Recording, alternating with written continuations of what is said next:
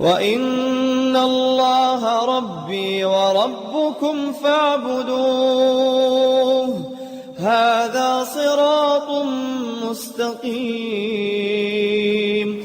Nasihat bagi kami yang baru belajar, namun karena terlalu semangat menasihati, jadi sering terjatuh dalam perdebatan. Iya, seperti kita sebutkan tadi, orang yang baru belajar jangan terlalu banyak komen, jangan terlalu banyak bantah-bantahan, diam aja. Ya. Terkadang diam itu membuat diri kita lebih selamat. Ada waktunya kita membantah, ada waktunya kita menampakkan diri. Ya, ada waktunya kita itu menampakkan diri.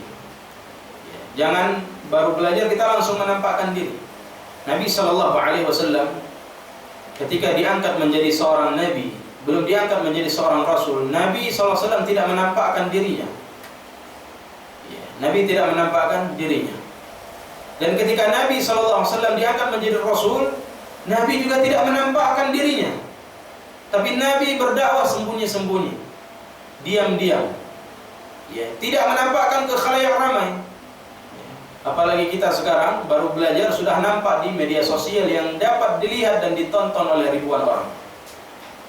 Nabi saja diangkat menjadi seorang rasul tidak langsung menampakkan dirinya, tapi berdakwah diam-diam, pelan-pelan.